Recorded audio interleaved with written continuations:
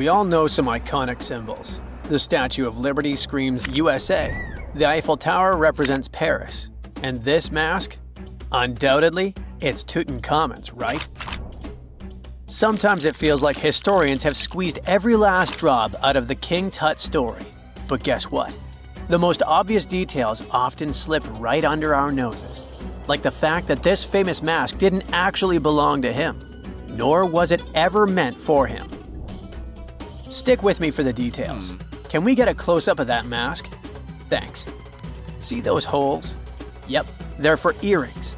And no, it's not that they had anything against jewelry, but back in ancient Egypt, earrings were typically worn by high-status women or kids. Now, if you know your history, you might say, but Tut was a boy king, wasn't he? You're spot on. He began his reign at just 9 years old. Sadly, that didn't last long as he passed away at a very young age. So when he was 9, he might have worn earrings, but he probably took them off when he hit that no earrings age. Sounds reasonable, right? Actually, not quite. That would have been pretty strange since nobody expected him to pass away young. Certainly not at 9.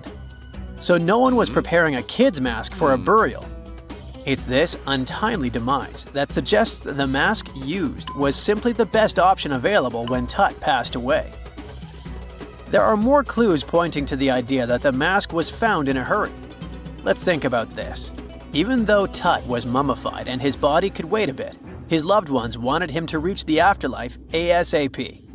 Some experts even believe the paint in the tomb was still wet when it was sealed. But look at his mask. It's a masterpiece. There's no way it was made in a rush. It's way more elaborate than other simpler cartonnage pieces. The renowned mask of King Tut stands 21 inches tall, adorned with precious stones, and features a golden beard that weighs 5.5 pounds, making the entire mask 22.5 pounds. Okay, I'm a bit confused here. So it seems like it was probably a kid's mask, but it had a beard? I've never seen a 9-year-old with a goatee, and I'm guessing you haven't either. Just think about it. A grown man's face compared to a kid's face.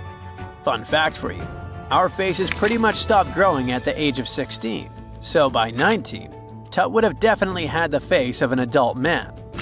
Can you imagine trying to fit a relatively small kid's mask on a grown man? That would have been super embarrassing, and no one would have let that happen.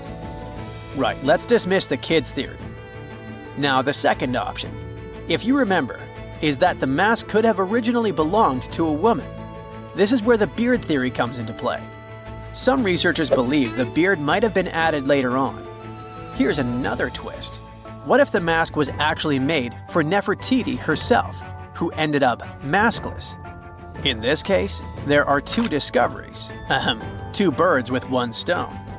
For now, it sounds like a conspiracy theory, I know. But let's give it a shot and delve deeper into the details.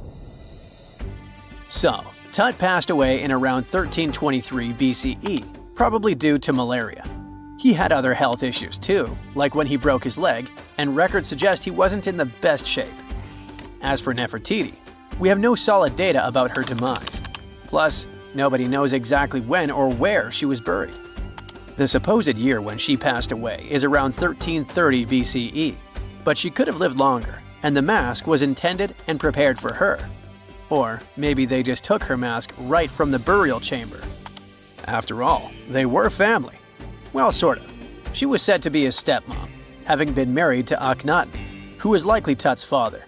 But this is not 100% accurate. Some scientists doubt it. Ah, these ancient Egyptian families. It's hard to keep track of who's who. I know, you're not yet convinced that Tut wore a lady's mask.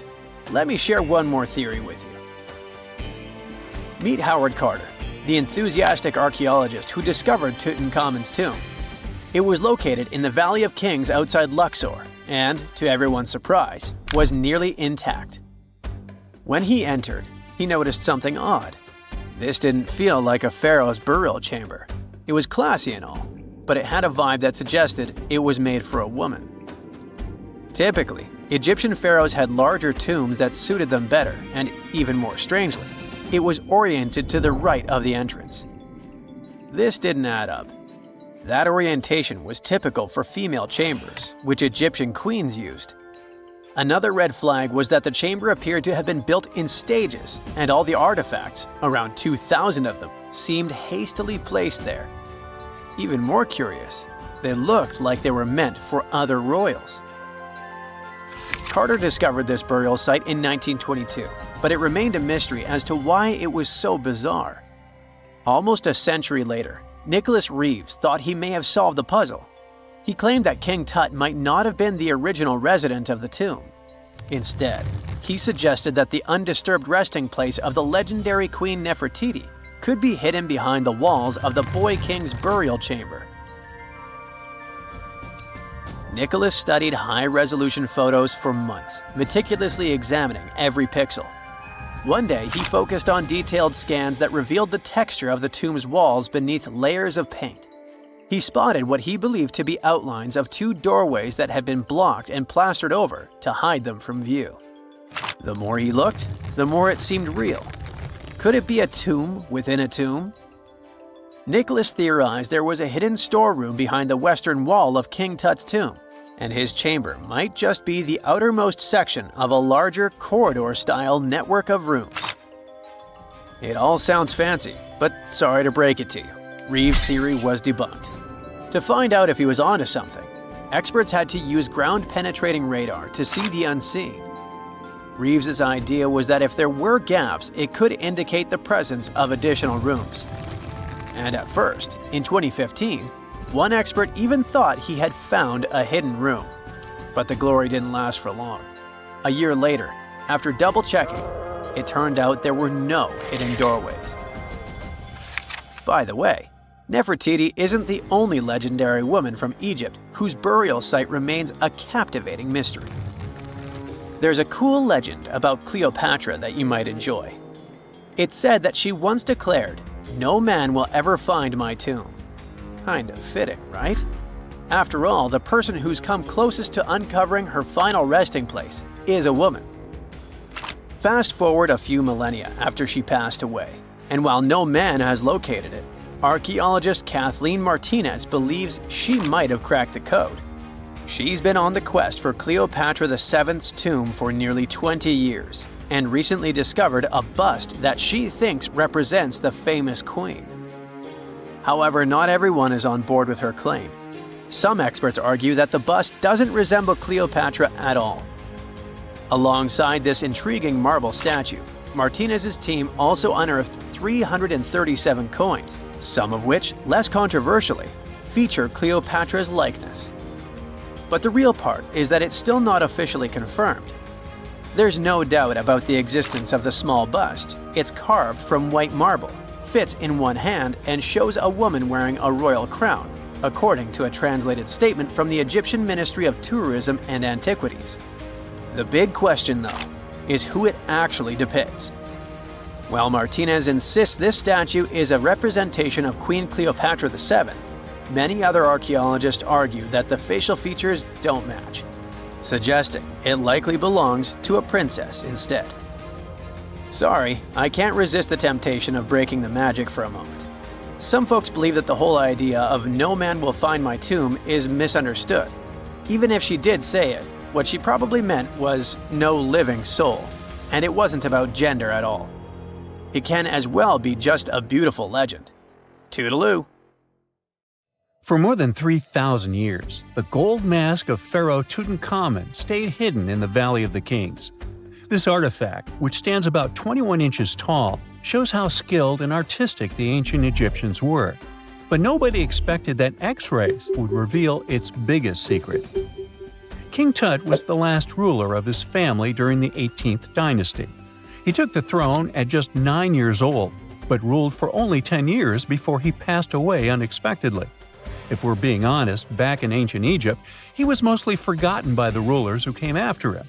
His tomb wasn't a big deal for them, so much so that even the grave robbers forgot about him. It might sound a bit sad, but the truth is that it was actually great news for us. Since his tomb was practically forgotten, it ended up being perfectly preserved. While the other tombs in the Valley of the Kings were looted, his remained sealed and untouched. So, when it was discovered back in 1922, it had over 5,000 precious objects inside. That made Tutankhamun basically an instant celebrity and one of the best-known pharaohs nowadays. Among the treasures was the most stunning piece, his golden mask. This mask is said to be an exact image of the king's face, or at least it was supposed to be, but we'll get to that later. The purpose of this accurate representation of his face was to make sure that his soul would recognize him in the afterlife and return to his mummified body. In ancient Egyptian beliefs, this would allow him to continue living in the afterlife. The details of the mask clearly looked incredibly difficult to create, but people didn't realize how complex it truly was until many years later. The first X-rays of the mask were taken in 1967. Back then, the main reason for these scans was practical – conservation. The mask was heading to Paris for an exhibition, and it was the first time it had ever left Paris. This would help them keep track of any changes during the exhibit.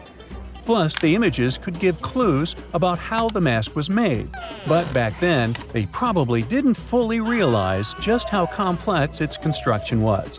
I mean, Egyptian goldsmiths didn't use modern soldering techniques. So, how did they make this mask? New X-rays taken in 2007 gave us some answers. It turned out the Egyptians didn't use pure gold, which is 24 carats. The mask was actually made of 23-karat gold, meaning it was mixed with another material. So specialists discovered that the gold sheets contained a small amount of copper, a reddish-brown metal. This was likely done to make the material more flexible and easier to shape. They would then shape the gold sheets by heating and hammering them over and over again. But there was one more secret inside the mask that wasn't discovered until 2015.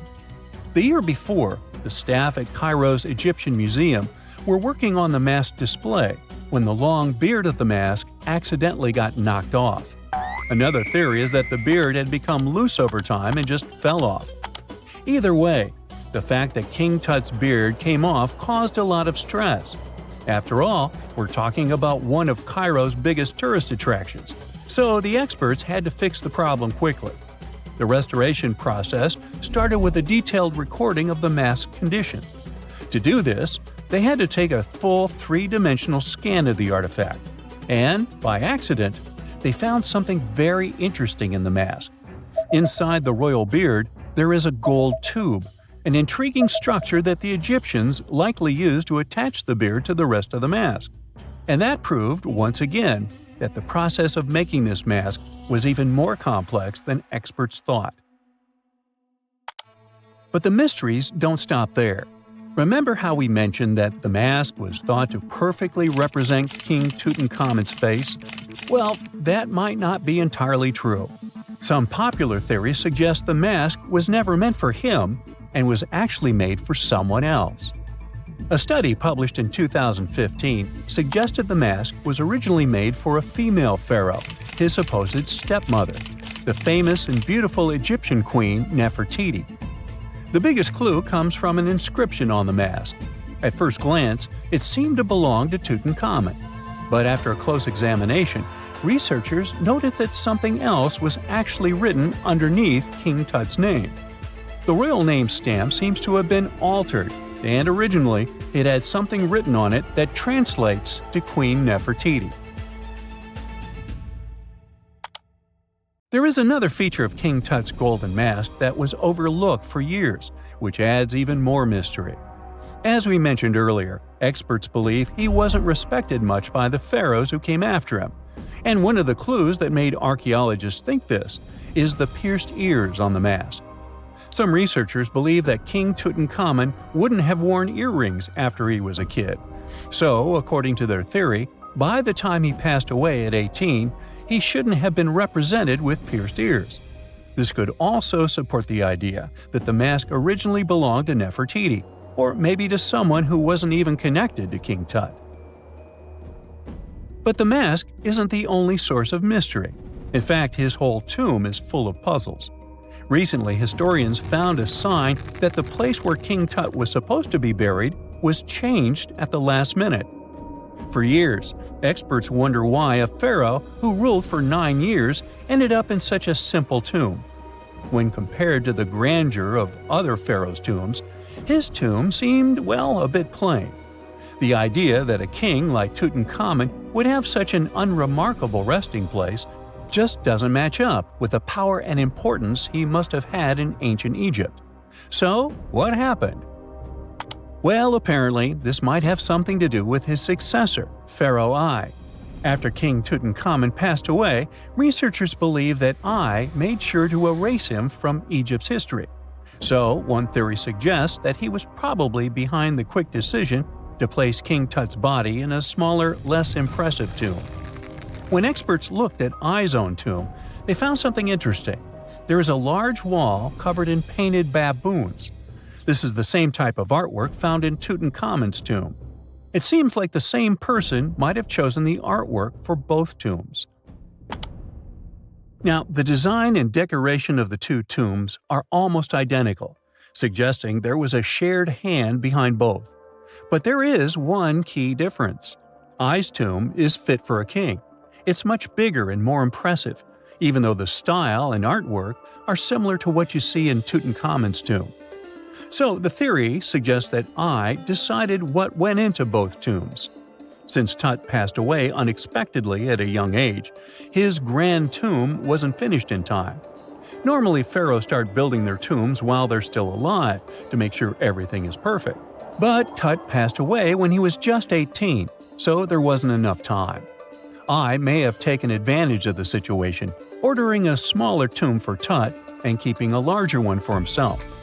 Experts believe this theory explains why Tutankhamun's tomb is so simple and how I managed to wipe his memory from history so easily.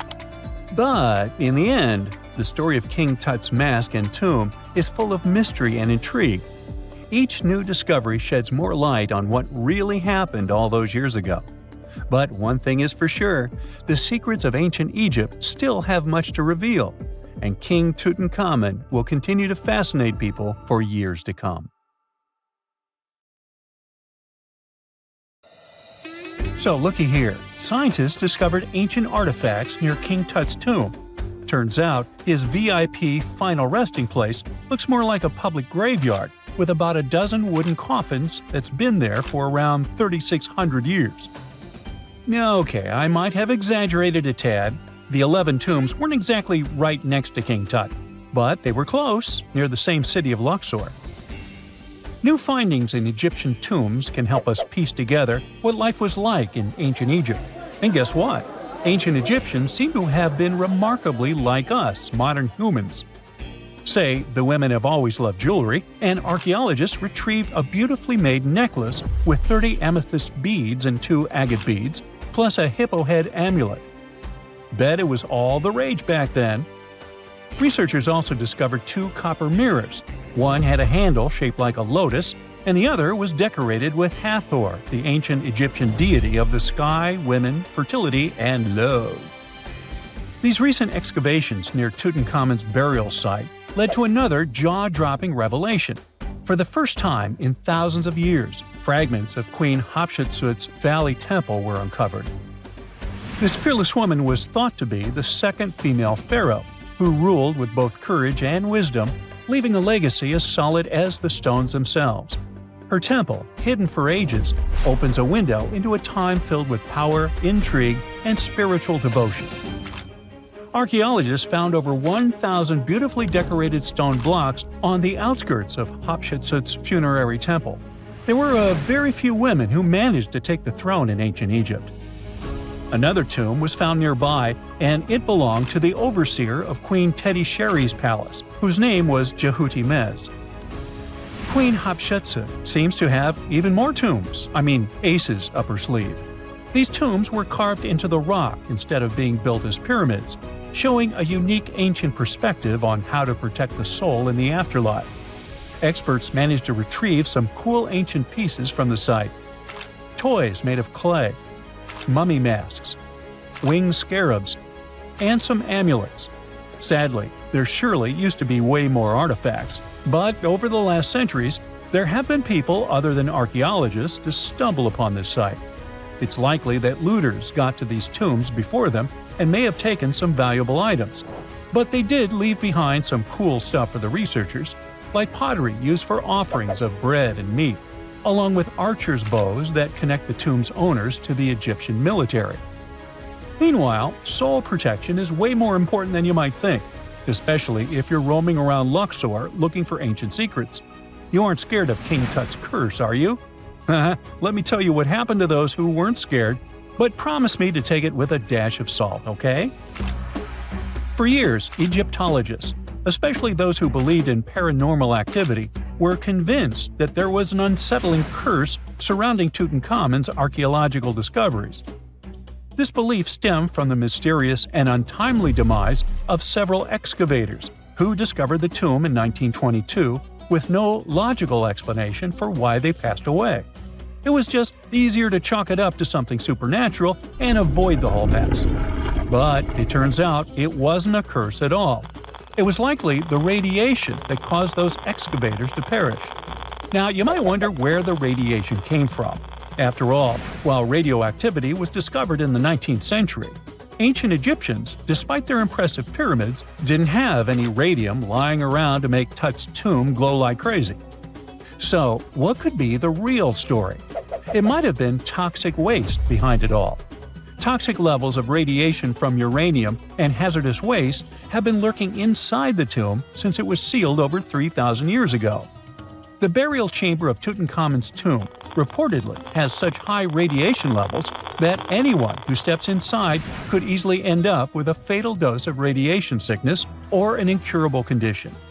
By the way, you can have a somewhat similar level of radioactivity if you don't get rid of those moldy dinner leftovers you left to perish in your fridge a month ago. But this radioactivity isn't exclusive to Tutankhamun's tomb.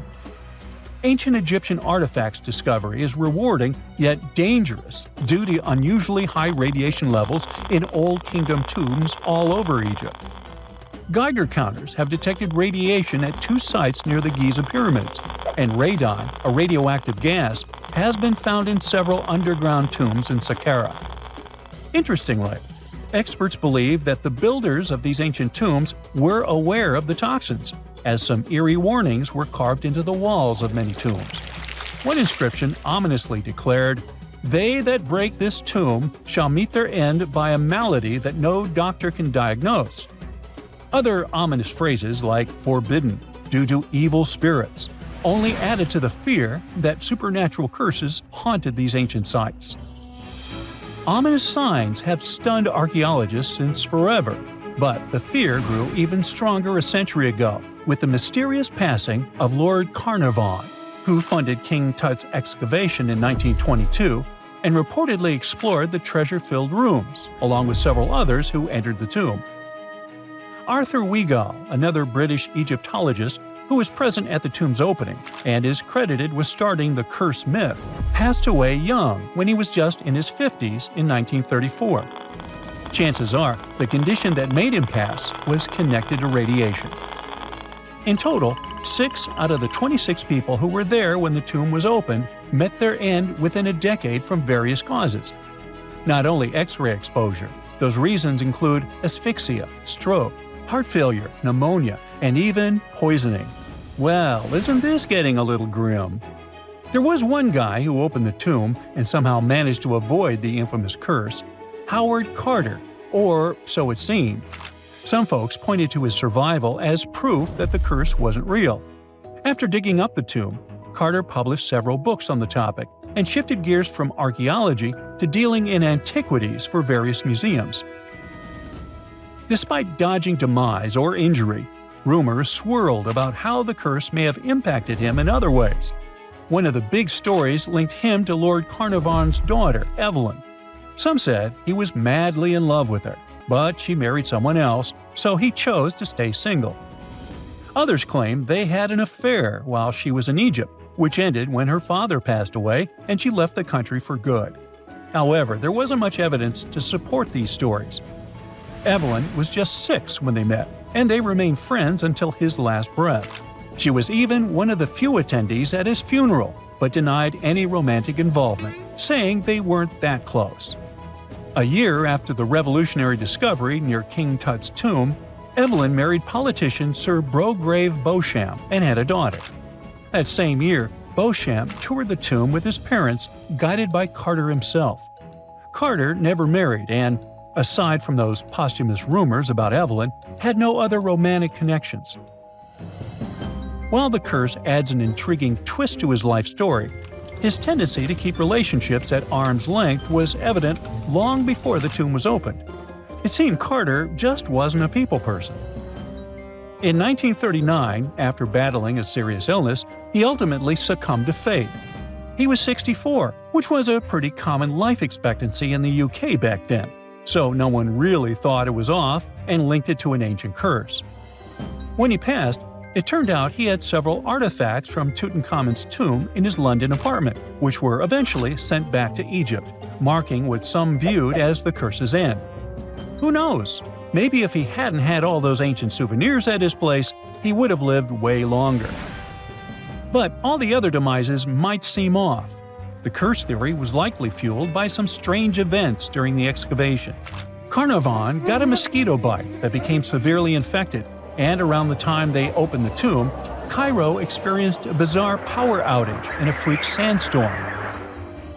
Back in England, the Earl's dog, Susie, managed to escape from Carnarvon's house and began barking frantically at seemingly nothing. At least that's what the staff and family saw.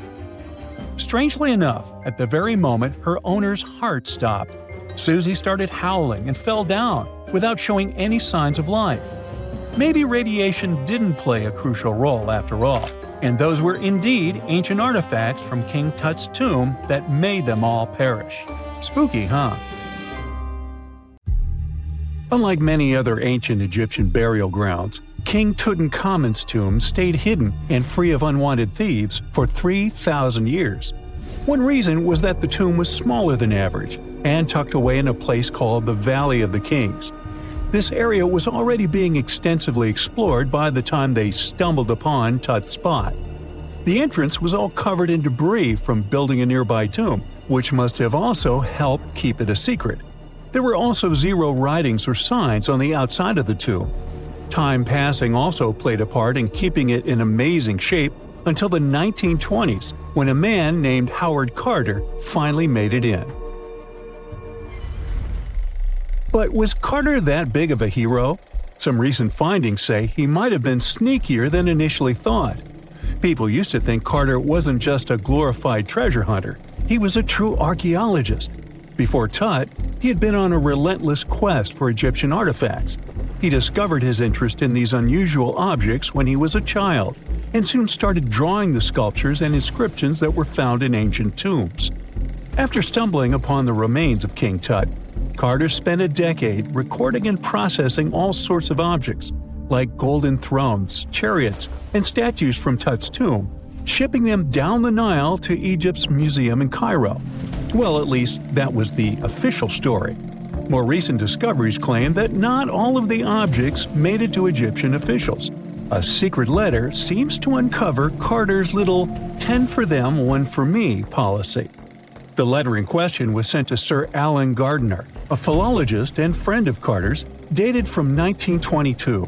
In these writings, Carter mentioned having found the tomb and was asking his buddy for some advice. In another letter from 1934, Gardiner seems to be thanking Carter for an amulet, which was sent to him as a thank you gift. Carter was adamant that it didn't come from Tut's tomb, but evidently it did. Even the British director of the Egyptian Museum was onto Carter's sneaky endeavors, but couldn't prove it. He compared Gardiner's amulet to others from Tut's tomb, and lo and behold, they were a perfect match. Gardiner was so disappointed to have been put in such a sticky situation that he vented to Carter in another letter. Deciding to be a good friend, Gardiner didn't throw the famous archaeologist under the bus. Instead, he advised Carter to take those stolen goods back to Cairo, just like he'd advise you to like this video and subscribe to the Brightside channel for more amazing videos on the most unique topics in history. It's not the only shady piece of information on Carter's post-discovery behavior. In 1947, a man named Alfred Lucas, who used to work with a controversial archaeologist, gave some information in an obscure journal in Cairo. He claimed that Carter sneakily cracked open the burial chamber door himself. Then he sealed it back up like nothing had happened before the official uncovering. Now, why would he do that? Well, the same theory suggests that Carter and his crew might have entered the tomb early so they could get their hands on some ancient goodies. Obviously, these people couldn't risk having such objects sold while they were still alive, but made sure they were auctioned off after they passed. Carter, though, never confessed to anything. He made no official denial either, but the Egyptian government couldn't risk any more mysterious disappearances, so they prohibited him from entering the tomb for a while. Some have connected this apparent stealing to the curse of King Tut. If you've never heard of it, know that it became quite the scary tale soon after King Tutankhamun's resting place was uncovered. It claimed that anyone messing with the tomb of the boy pharaoh would face some serious bad luck. It's not all dramatic like a mummy going on an aggressive spree, but word got out that the people involved in disturbing King Tut's lair met some mysterious, untimely ends. The main untimely passing related to this supposed curse is that of George Herbert, the 5th Earl of Carnarvon. He was this British aristocrat who helped fund the search for the tomb. He passed away just a year after the tomb was opened. Now, people love to call it mysterious, but it turns out that Herbert was already in pretty bad shape health-wise when he got to Cairo, and he ended up getting taken down by a regular disease. Now, let's talk numbers. There were a lot of people linked to this tomb opening: security guards, archaeologists, and supporting staff. And sure, a few of them did pass not long after the tomb started receiving visitors. As much as we'd like this curse to be true for the sake of, good storytelling, statistically, if you have a bunch of people connected to opening a tomb, you'd expect some passings just by random chance. The average lifespan for those supposedly targeted by the ancient curse was more than 20 years after the spell was supposed to kick in. Herbert's daughter even lived until the 1980s, that's half a century later. And Howard Carter himself lived until 1935, a solid 16 years after the big reveal. Some have suggested that the whole curse was nothing more than a careful PR strategy. You see, when Tut's tomb was found, Howard Carter wanted to make a priority out of keeping nosy reporters away. So he might have come up with a curse hanging over anyone entering the boy king's resting place. But what was stolen from King Tut's tomb anyway? Well, some jewelry to begin with. It might have been snatched by Howard Carter himself, according to a French specialist.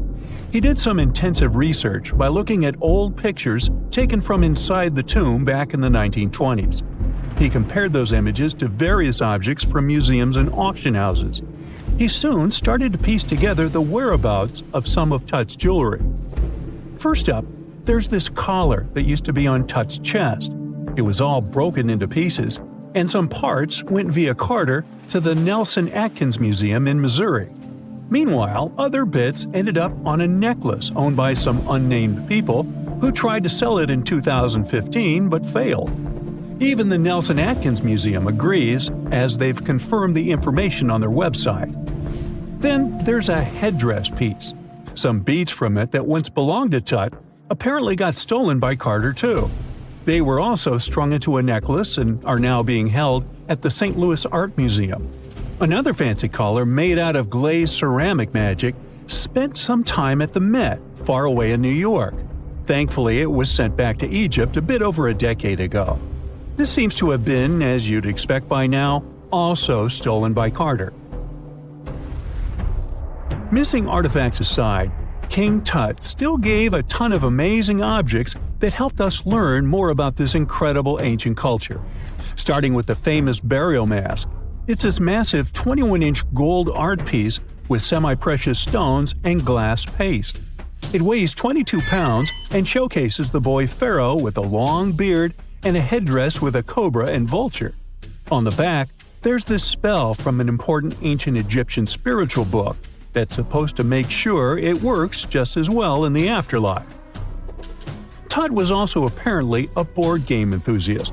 They found 4 board games in his tomb, some made of ivory.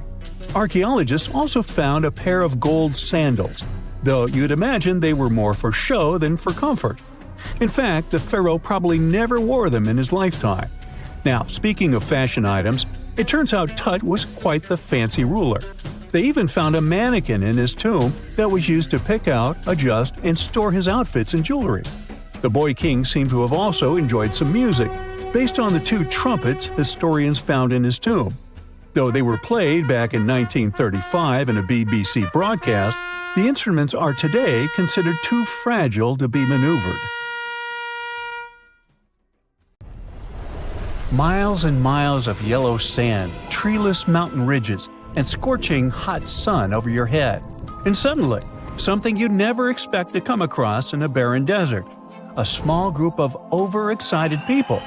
They're as happy as you would be if you'd won a lottery. They've just found an ancient tomb, once flooded with its walls in bad shape. But the stuff they discovered inside proves that this is the burial site of one of Egypt's most mysterious pharaohs. Historians have been hunting for his tomb for years, but no one expected it to hide ancient treasures. Fast forward. After careful examination of the site, Egyptian officials have announced the discovery of the tomb of King Thutmos II. It's the last missing tomb from Egypt's 18th dynasty. And this is also the first royal tomb found since King Tutankhamun's was discovered in 1922, in more than 100 years.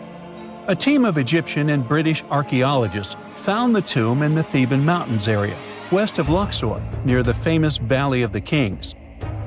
Before this, the site was only known as Tomb C4, but during their excavation, the team found clear evidence proving it belonged to King Thutmos II.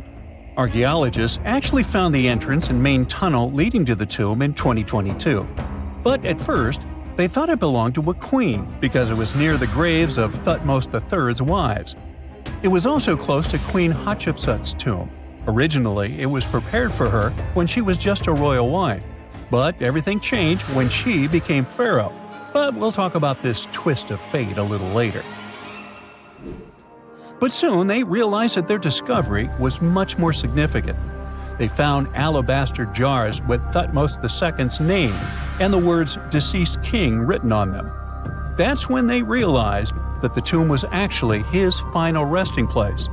Sadly, Thutmos II's tomb has seen better days. According to the head of Egypt's antiquities sector and the leader of the Egyptian excavation team, the tomb suffered major damage from ancient floods not long after the pharaoh's death. Water swept through the burial chamber, likely destroying or displacing many of the original artifacts. Much of what had been once inside the tomb was moved elsewhere in an attempt to salvage it.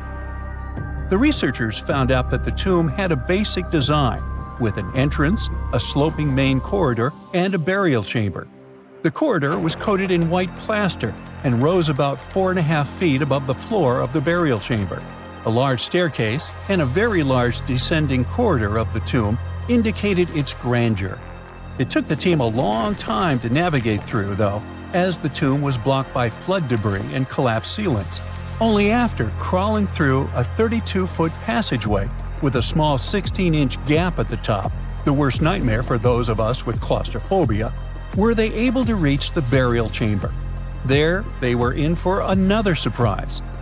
They cleared the debris, expecting to find the crushed remains of a burial beneath. But the tomb turned out to be completely empty, and it was not due to robbery. It had been deliberately emptied. The researchers soon realized that the tomb had been flooded since it had been built underneath a waterfall. It happened just a few years after the king's burial, so the contents of the tomb were moved to another location. That's why there was a second corridor in the tomb. It was most likely made to help remove King Thutmos II's body from his flooded tomb. Despite the damage, the excavation team made some really exciting discoveries. They found traces of mortar decorated with blue inscriptions, yellow stars, and fragments from the Book of Untold, one of the most significant funerary texts in ancient Egypt. The book was meant to guide the deceased through the underworld, ensuring a safe journey to the afterlife. Now, how about we sneak a peek at ancient Egypt's 18th dynasty? It was all about conquering lands, expanding the empire, and building jaw-dropping monuments. Some of the biggest names from that era: Thutmos I and Thutmos III, both legendary warrior kings who left their mark in history. Thutmos I was a fierce fighter who led major military campaigns, pushing Egypt's border further south than ever before, all the way to the fourth cataract of the Nile. His victories gave Egypt access to new trade routes, stronger political ties, and more wealth. His conquests were so significant that they were recorded in the tombs of his top officials. Thutmos III, sometimes called Thutmos the Great, took things even further. He was not only an incredible military strategist, but also the commander of Pharaoh Hatshepsut's armies before becoming king himself. He led between 17 and 20 military campaigns, winning every single one and expanding Egypt's empire to its peak. He even created the world's first navy. Thutmos III is often remembered as Egypt's greatest warrior pharaoh. And sandwiched between these two powerhouses was Thutmos II, a pharaoh who doesn't get nearly as much attention. Hey, the middle child, right? His reign lasted only about 5 years before he passed away at around age 30 in 1479 BCE. He is kind of a mystery. No one really knows what he accomplished. For the longest time, even the location of his burial site was totally unknown. His body was actually found in the 19th century. It was just lying around in the mortuary temple of Deir el-Bahari, in a secret chamber where priests used to hide royal mummies centuries after their original tombs were looted by grave robbers. In other words, Thutmos II's body must have been moved from his original resting place at some point in history to protect it. During his lifetime, Thutmos II made at least one major impact on Egyptian history. He married his half-sister Hatshepsut. That might not sound like a big deal, but it helped her become Egypt's greatest female pharaoh after he passed. The catch? She kept her stepson, Thutmos III, off the throne for decades. When he finally took power, he erased her name from history out of spite. And still, Hatshepsut is one of Egypt's greatest pharaohs, no matter if you're talking about a man or a woman. She brought a lot of wealth and art to Egypt. She led a big trading trip to a place called Punt, where she brought back things like gold, ebony, and incense. She also made sure her name lasted by building amazing structures that we can still see today. At Karnak, she added huge obelisks. One of them is still standing tall. She also was the one to build the Temple of Deir el-Bahari with its countless columns. She was buried there. Interestingly, Hatshepsut was often shown in art as a man, with muscles and a beard, like how pharaohs were usually depicted. But she made sure there was always something in the artwork that reminded people she was a woman, like calling herself Daughter of Re, or His Majesty herself. When she passed away in 1458 BCE, Egypt wouldn't have a female ruler as powerful as her until Cleopatra, about 1400 years later. According to Egypt's Supreme Council of Antiquities Secretary General, isn't that a mouthful? Hatshepsut's name actually appears in Thutmos II's tomb, meaning she might have even handled his burial. As for their final resting places, well, Hatshepsut was buried in the Valley of the Kings, and Thutmos II's mummy is now in the National Museum of Egyptian Civilization, alongside other ancient Egyptian rulers. It gives visitors a rare chance to see the remains of a nearly forgotten pharaoh. Now, experts consider the discovery of his tomb to be one of the most significant in recent years. The artifacts found there add important details to our understanding of the history of the region and Thutmos II's rule. And even though the tomb's design is fairly simple and follows the same architectural style preferred by later Egyptian rulers, its historical importance is undeniable. In any case, the mission isn't over yet. Archaeologists are now focusing on solving another mystery. Where did the rest of the tomb's contents end up?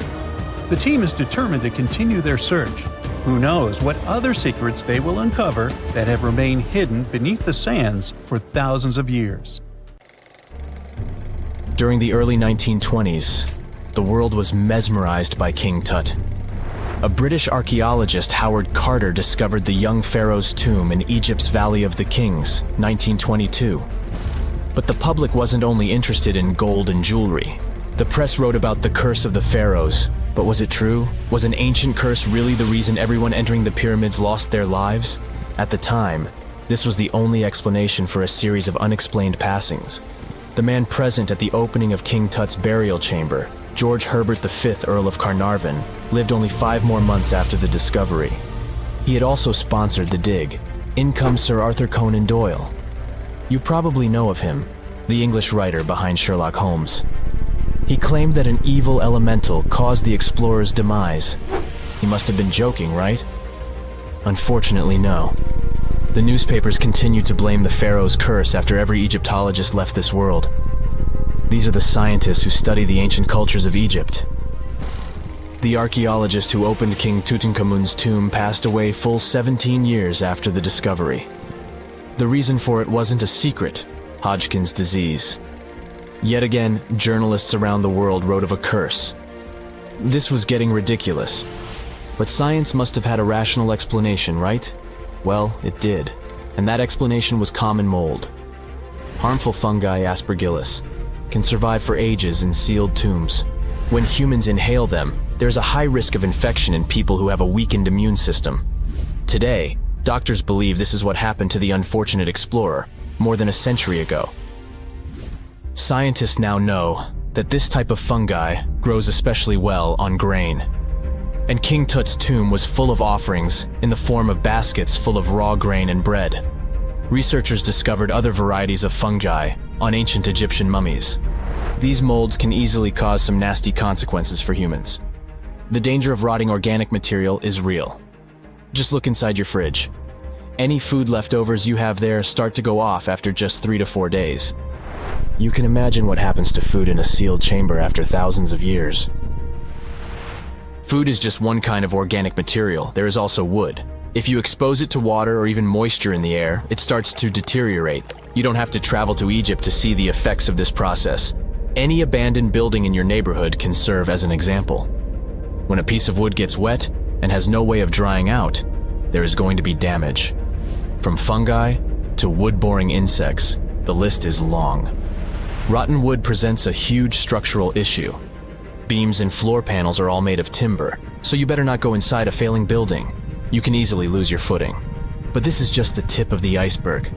The building materials since the time of the pharaohs have changed, but so have the dangers. One of the best examples is asbestos. Until the 1970s, most home insulation materials contained this substance. It was in everything, from boilers to soundproofing. This microfiber provided excellent heat insulation. But then, the United States banned asbestos in 1989. The UK did the same a decade later. The reason for it is that asbestos becomes a health hazard when it gets damaged. When humans inhale asbestos fibers, they can get seriously sick. Abandoned structures are full of this material, and there is no one to maintain them. You see the danger now. Another material is also common in old buildings: lead. Ancient Romans used lead piping to channel spring water into their homes. They also cooked in lead vessels, which was probably not the wisest of choices. You see, lead and water don't go well together because of something called corrosion. But this problem isn't ancient. US officials banned lead piping only in 1986. That means that 7% of American households still have lead service lines. And this is not the only source of poisoning. Until the mid-1960s, builders used lead paint to coat woodwork. In abandoned buildings, this lead coating snapped a long time ago. Anyone who touches doors and windows will disturb this lead dust and inhale it. The dust particles are at least visible to an unaided eye. This is not the case for carbon monoxide. This gas has no color, so you can't see it. It has no odor, so you can't smell it. No way to detect a carbon monoxide leak at all. And how does this dangerous gas usually escape? Poor maintenance. Well, abandoned buildings have zero maintenance. 1 second, you could be exploring an old factory, and the next you could feel dizzy with and have a terrible headache. These are just some of the symptoms of CO poisoning, the less severe ones. But what is the source? All it takes is for an old boiler to finally give way after years of neglect. We've reached an important question. What is the main factor in air quality inside a room? If you are thinking the level of oxygen, try again. It turns out that oxygen levels drop by only 0.3% in 8 hours inside an airtight room. This is a room in which doors and windows are sealed with tape, so the decrease is even smaller in normal conditions. Oxygen isn't the main problem. The levels of carbon dioxide rise sharply inside a sealed room. This is the direct result of human breathing. We inhale oxygen and exhale CO2. Think of it as a waste gas. Normally it's only a tiny portion of the air we breathe, 0.04%. But in a sealed room, high levels of carbon dioxide will make you feel drowsy. And that's the last thing you need when inside a dilapidated building.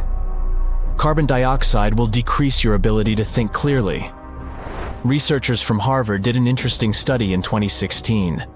They had office workers come in 6 days in a row to complete a problem-solving test. During the week, they gradually raised the carbon dioxide levels in the mock-up office. The results of the same test kept getting worse over time. There are many factors at play, but CO2 levels definitely had an impact on the workers' problem-solving ability.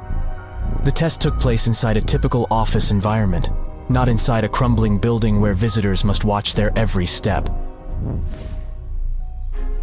When I say visitors, I really mean trespassers, and trespassing is a criminal offense in the United States.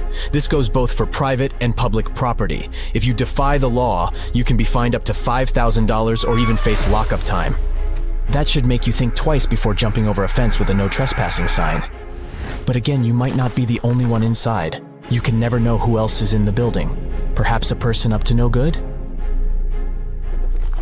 It doesn't have to be a person at all. Animals can pose a threat as well. You would be startled if you saw a rat, for example. But the poor animal would be scared as well. It might bite you. The list of diseases rats carry is pretty long. But rodents' teeth can cause other forms of damage. They grow constantly, so the animal has to constantly nibble on something to stop them from overgrowing. If you ever felt peckish at 1 a.m., you know the feeling. Electric cables are high on the rodents' menu. Abandoned buildings have plenty of those. Old wiring is dangerous on its own. Structures erected before 1984 often used wires made out of aluminum. Today, copper is the standard because an aluminum wire is 55 times more likely to catch on fire than a copper one. Flipping a switch in a rundown building can cost you your life. Be on alert for telltale signs that something is wrong. Lights that flicker, sparks from sockets, and the smell of smoke. And yeah, don't count on an earth cable to protect you from electrocution. Ground cables became standard only in the 1960s. Let's face it, most ancient tombs have been looted at least once. No matter how scary the rumors could have been, most mummies were open to. But one. This is the Bashiri mummy, and it puzzles everyone so much that nobody dares to see what's inside. Meet Howard, but you must know him already if you're into Egyptian history. He's primarily famous for discovering King Tut's tomb back in 1922. But few people know that before this revolutionary discovery, he had probably found another mummy. It happened in 1919, and it goes by several names, either the Bashiri mummy or the mummy of Pacheri, or the untouchable one. Some reports say that Howard stumbled upon the Bashiri mummy in Luxor's Valley of the Kings, just where he would later find Tut's tomb. Despite this find, not much is known about this particular mummy. The reason why it's still unharmed in any way is not because of some superstitions, but because nobody is sure that they can undo what they do if something goes wrong. The mummy is so intricately wrapped that researchers never unfurled it for fear of irreversible damage. The golden rule of anyone who works with antiquities: if you're not sure you can't make it better or preserve it unchanged, do not touch it. History knows many examples of ancient relics ruined beyond repair, say Ecce Homo, or smiling statue restoration. The delicate fabric that covers the mummy's face has this cool design that kind of looks like a pyramid. The researchers are not 100% sure, but this might be the only one of its kind with that embalming style. But without knowing the ancient technique, it's next to impossible not to ruin the mummy while unwrapping and wrapping it back. Back in the day, People, both experts and looters, would unwrap mummies for all sorts of reasons, mostly to study them. Luckily, these days, we have advanced tech that lets us check out what's inside a sarcophagus without having to unwrap anything. After taking a closer look at the Bashiri mummy, researchers figured out that it belonged to a man who was around 5.5 feet tall and lived during the Ptolemaic era, which makes this mummy roughly 2,300 years old. The Egypt Museum shared that the X-ray scan also uncovered an inscription of the guy's name, but it's a bit tricky to tell if it says Pacheri or Nenu, adding to the intrigue. The museum also pointed out that the fancy casing the mummy is in features all sorts of decorated scenes. You can see the mummy lying on a bed, flanked by deities Isis and Nephthys, along with the 4 sons of Horus. Plus, there are 2 images of the funerary god Anubis at the feet of the casing. By the way, Bashiri mummy is not the only one that has remained untouched. This is Issa Temkebde, and Gaston Maspero, a French archaeologist, made the decision to leave her mummy untouched, wanting to keep her resting peacefully since she was in such amazing shape. He did mention, though, that her tomb had been raided long ago. Thanks to some X-ray work, we learned more about the mummy. The scans revealed a few artifacts still wrapped up with the wife of a high priest, including amulets around her neck, right arm, and forehead. The X-rays also showed she had some dental issues and arthritis in her knees. While she passed away as an older woman, it's tough to pinpoint her exact age. However, various sources from her son's reign indicate that she was held in high regard in the kingdom. Isitemkebd served as the sister wife of Penejam II. You got me right, they were related by blood and were siblings, but back then it was pretty common to get married this way to preserve the purity of the bloodline. Say that to Habsburg, duh. Their chase for purity only led to inbreeding and the notorious Habsburg's jaw. Right, I guess we should not judge ancient Egyptian rules and morals, but what we can say for sure is that both Bashiri and Isitemkebd were incredibly lucky to stay untouched. The odds were not in King Tut's favor, though. The researchers' work hit him hard. The tomb itself was discovered in 1922, but it wasn't until 1925 that the nested coffins were opened during an excavation. The outer coffin, held together with silver pins, opened up to show another coffin shaped like a mummy, decorated with colorful glass and flower garlands. There were worries about the king's mummy because it had been exposed to moisture. The middle coffin was pretty heavy and didn't have any handles, so they had to be super careful taking it out. Inside the innermost coffin, which was solid gold and wrapped in a red cloth, they found the royal mummy, and this all went down on October 28, 1925. Tutankhamun's mummy, measuring about 6.07 feet, fit snugly into the innermost coffin, which was 6.17 feet long. You can already tell there was a problem, right? Imagine how hard it is to extract something as fragile as an ancient dried-up mummy, especially when there's not much room for maneuver. Plus, the mummy looked sus. It was pitch black. Howard Carter, the lead archaeologist of the expedition, estimated that around 2 buckets worth of oils had been poured over the mummy. But care had been taken to avoid the mask and feet. It was made to preserve him better. The body was positioned at a slight angle in the coffin, and there was a noticeable difference in the amount of dark oils on the right and left sides, indicating that the coffin might have tilted while being lowered into the sarcophagus. This oil created moisture inside the coffins, and over time, it reacted chemically, which Carter described as a sort of slow, spontaneous combustion, leading to the carbonization of the linen wrappings. Unfortunately, the combination of heat and moisture took a toll on the mummy's trappings as well. The crook and flail fell apart, the resin scarab cracked, and the threads holding the hands and mummy's bands started to decay, making everything quite fragile. Plus, the oils hardened over the years, effectively gluing the mummy and mask to the coffin's bottom. To try and separate the mummy from the inner and middle coffins, they were placed in the sun for several hours, reaching temperatures of 149 degrees Fahrenheit. Despite this effort, the mummy remained stuck, so the initial examination had to be done right where it was. The first part of Tutankhamun's mummy the researchers checked out was his lower legs and feet, meaning they started the examination from the bottom up. As they peeled back the bandages, they uncovered the first of many treasures wrapped up with the king. They took their time to carefully document and photograph everything they found. The inner layers of bandages were in pretty bad shape, mostly turning to dust, making it tough to figure out how everything was originally wrapped. Still, the overall methods matched what was seen in other nobles' mummies from that time. Lots of folded linen pads were used to shape the torso and thighs. The outer and inner bandages were made from fine linen, while the middle layers were coarser. They had some intricate bandaging around the shoulders and chest with a similar style around the groin. Each limb, along with fingers and toes, which were fitted with gold caps, was wrapped separately. Tutankhamun even wore gold foil sandals on his feet. They hoped to separate the mummy from the coffin by removing the outer bandages, but the resins had stuck the body to the coffin. So, the researchers ended up chiseling it out.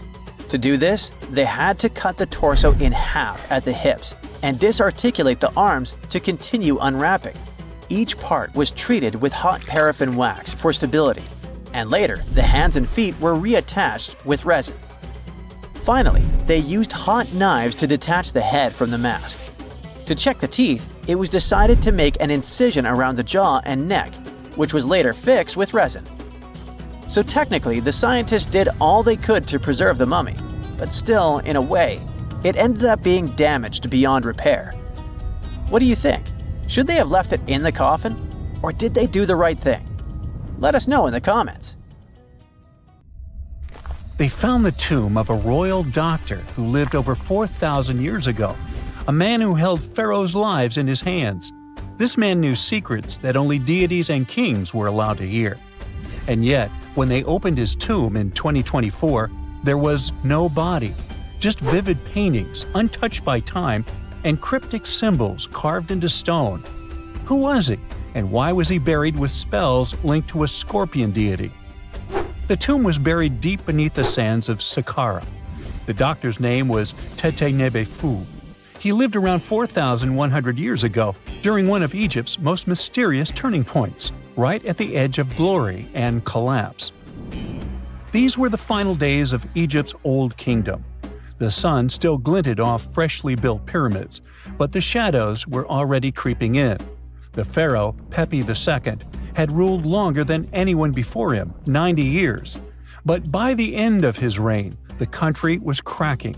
The power was slipping, the regional leaders were rising, and the Nile floods grew unpredictable. In this shaky period, the mysterious doctor thrived.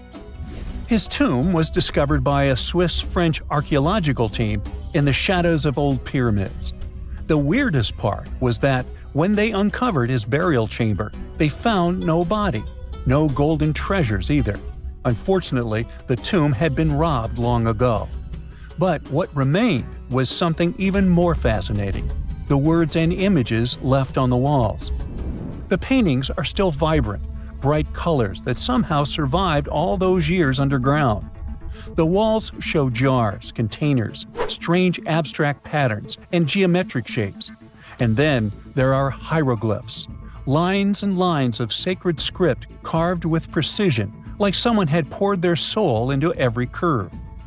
These inscriptions revealed who Tutankhamun truly was. Turns out, he wasn't just any doctor. He was the conjurer of Serket. Now, Serket was the female deity of scorpions, sacred and terrifying. Egyptians believed she could stop venom, heal bites, and protect the living from toxic elements. The title, Conjurer of Serket, meant Tutankhamun was a specialist in treating dangerous stings and bites. And if he got an entire tomb for himself, he may have been Egypt's top expert in those things, a man who healed with both medicine and magic. But that wasn't all. He also held the title Director of Medicinal Plants, a title seen only once before in all of ancient Egypt. That means he knew the healing power of herbs, roots, and oils like no one else. Now, you might wonder, what plants in a huge land of sand? But in reality, ancient Egyptians used herbal medicine that would hold up in some labs today. They created pills, ointments, and inhalers. Most often they chose some active ingredient, a flavor to make it easier to take, and something to deliver it into the body. Sound familiar? And yeah, they didn't have many traditional plants, so some of these ingredients were bizarre by our standards, like using crocodile dung and acacia mixed with honey. They even had formulas for anti-wrinkle creams. And apparently, our mysterious healer was also chief dentist. This title is almost never seen in ancient records. Evidence of Egyptian dentists is incredibly rare. Turns out, our ancient genius didn't just fight stings and study plants. He was also trusted with teeth and jaws, which were actually a huge problem in ancient Egypt. These people may have built wonders, but their teeth paid the price. Ancient Egyptians constantly caught grains of sand in their mouths. They often ate grit-filled bread and raw vegetables, which wore down enamel and caused a horrible condition called attrition. This led to tons of problems, including tooth loss. They had to improvise back in the day. For example, crafting the world's oldest known toothpaste from crushed rock, mint, and pepper, which ironically only made things worse for the gums. Or a toothpaste from things like eggshells, pumice, and natron, a salty mineral used for cleaning. They were also inventing mouthwashes from celery, bran, and herbs to ease the problem. Some mummies were even found with crude metal braces and gold wires attaching missing teeth. Though we're not sure if these were for the living, or was it just a nice little addition added as an afterlife gift. So, Teti Nebi Fu specialized in all these fields. 3 rare titles for one man. Now back in the day, he must have been admired as incredibly knowledgeable. In a world without modern science, he would have been like a sorcerer who knows how some leaf or bark could save a life. That's why archaeologists believe Teti Nebi Fu wasn't just any doctor. He was, most likely, the royal physician, the one who treated the pharaoh himself. We don't know for sure which king he served. Maybe it was Pepi II, and who knows, maybe that's why the guy lived so long. But if that was the case, Teti Nebi Fu may have lived through the final moments of the Old Kingdom, watching the Golden Age crumble from inside the palace walls. And then he was buried, the body was looted, or perhaps just lost to time. But the team says they're still studying the tomb, still uncovering the traces of this incredible man. Overall, ancient Egyptians were practicing medicine on a crazy advanced level. Some practices feel familiar even today. They had hospitals, specialists, surgeries, and many more things, even medical schools. Both men and women were allowed to be doctors. They healed with various methods and practiced surgery with actual tools, scalpels, forceps, even sutures. Some doctors treated only the eyes, others the teeth, the stomach, or even what they called the hidden diseases. They knew how to clean and dress wounds, could set broken bones using splints made of wood or reeds wrapped in linen, and even prevented infections. There were even proctologists. They also built the first prosthetics, like a wooden toe with leather straps that help people walk normally again. The oldest known prosthetic is 3,000 years old. Now, the most shocking part is how they actually even tried to remove tumors. A recent study looked at a 4,000 years old skull. It belonged to a man in his 30s. There were signs of past tumors, and around 3 of them, there were marks, surgical cuts made with a metal tool. That suggests someone attempted to remove or study them, maybe treatment, maybe an autopsy. There was another skull of a woman over 50 years old. It also showed similar signs, but with healed fractures from an earlier injury, which is amazing because her treatment might have actually been successful. Being a healer in this society meant something powerful. It meant being a priest, a scientist, and a magician all at once. To ancient Egyptians, medicine was a necessary art, and they treated it with as much reverence as they did their deities. That's because they believed that sickness could be both physical and spiritual. So a doctor could recite a spell while applying a salve, and a lot of their treatments worked. The reputation of doctors in ancient Egypt was so strong that leaders from other parts of the ancient world, like Persia, actually sought them out. Even Homer, the Greek poet, One said the Egyptians were the most skilled healers of all. Of course, their understanding of the human body wasn't perfect. For example, they thought the heart controlled thought and emotion. They also didn't know what the brain really did. But their approach, observe symptoms, diagnose, and treat, well, that's modern medicine. Sure, they prayed over the wound, but they also healed it, didn't they? Their most famous physician was Imhotep. That guy was a true polymath, an architect, priest, and a healer who became so revered he was later worshipped as a deity of medicine. Yep, a human who was so cool they turned him into a deity. He lived 2,000 years before Hippocrates, the so-called father of medicine. And yet, some people joke we should drop the Hippocratic Oath altogether and swear an Imhotepic oath instead. These people weren't just laying the foundations of pyramids, they were laying the foundations of healthcare.